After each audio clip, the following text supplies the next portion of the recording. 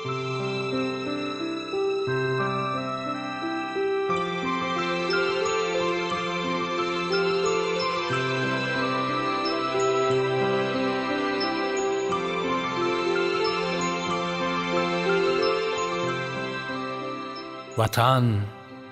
افسانه پرداز تو را افسانه می خواند، حقیقت نامه آثار حقیقت خانه می خواند.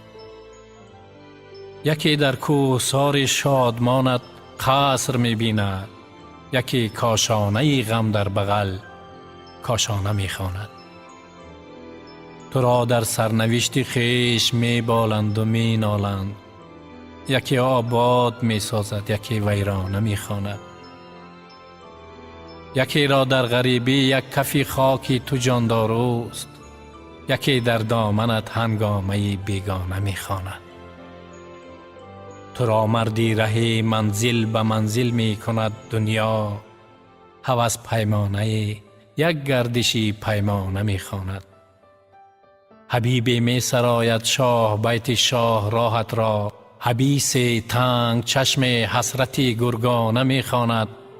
محل باز ذکوری نظر صد پارت خواهد، جهان ساز به هستی گوهری یک دانه می خواند. تو اما با همه یک مادر هستی، یک وطن هستی که هرچی آید از فرزندها شکرانه می خواند.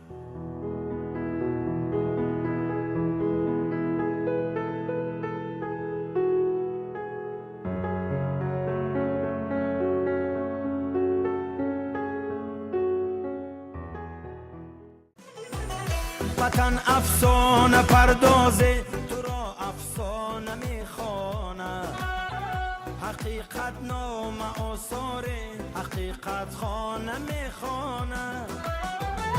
یکی در کوهساری شاد ماند قصر میبیند، یکی کاشانه غم در بغل کاشانه میخواند. وطن ای جان، وطن ای دل، وطن ای سرزمین گل، بهشتی ما، بهشتی ما.